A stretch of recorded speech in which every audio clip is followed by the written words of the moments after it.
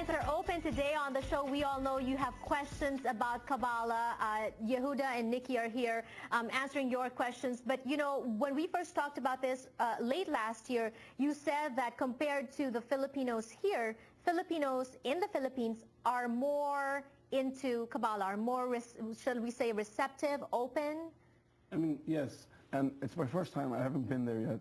But from what I learned from Nikki and from different people, the gap between the haves and have-nots, the election upcoming, things, even the fact that there's been some natural disasters and some situations. Unfortunately, sometimes it's a reactive spirituality, right?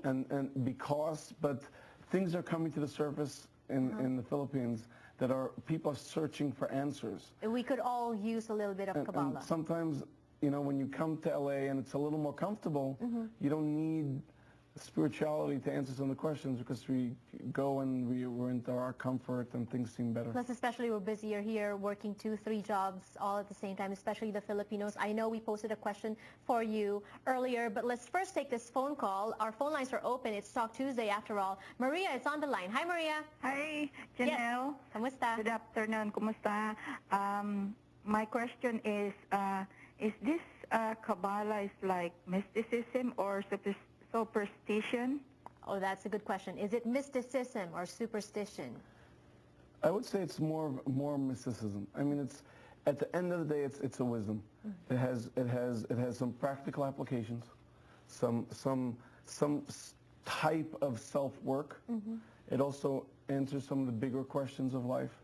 So it's more towards mysticism. It's not, you know, superstition of you should do this, you should do that. You know, Thursdays at this time, this thing, and you know that thing is good luck or that thing's not good luck. It's more based on a deep wisdom than just kind of.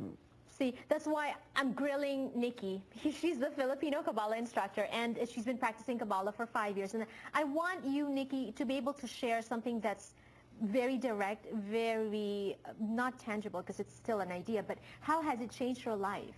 Well, before I had come to the Kabbalah Center, my life was on the physical level. You could say that I had everything. You know, I come from a very wealthy family.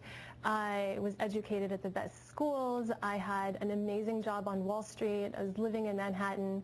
I was in a relationship, like Some everything. people would say that's a dream life.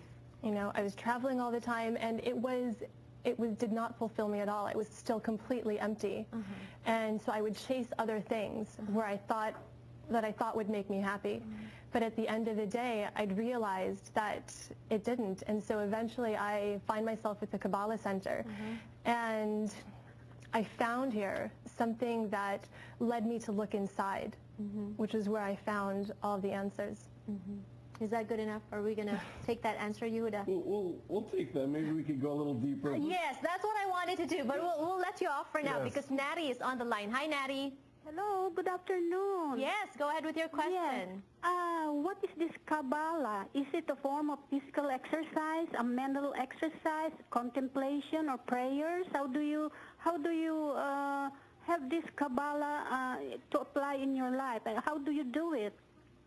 Good question. Is it an exercise? It's not a physical kind of. It's not like a physical. It's not like yoga where you have to do something physical. Okay. But it's you learn certain principles, and then you have to apply it in your life. Okay. I guess to make it more interesting for our viewers, clearer, name one principle that you learned. One principle is to share, to give to others. Okay. And how is that applicable? Obviously, you do charity. Is that enough? Is that sharing? Okay. Sometimes, take a child. Sometimes giving to a child is not sharing with them. Sometimes not giving is sharing. You have to figure out what is the best possible thing to do in this situation. If there's a flood somewhere, we have to go and help those people in that. That is sharing. But sometimes with the best friend, we keep on giving and we never get in return, and it's not a real partnership. When we give, we're actually hurting the friendship. And it seems to me that a lot of these principles, especially with the sharing thing, it's subjective.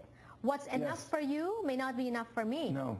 Yeah. So it's still confusing. Confusing when you start applying and you start figuring out what our natural tendencies are. Uh-huh. How, because a lot of times there's patterns. We get into the same situation over and over. Yes. The reason we do that is because we're making the same decisions over and over. Oh, okay. So when we start saying what decision we make Right. that gets me in that position, we change that decision, Okay. we could change the situation. All right. Now it becomes a mental exercise to understand and grasp Okay. the ideas. And we'll pause for a few reminders when we return more on Kabbalah. Don't go away.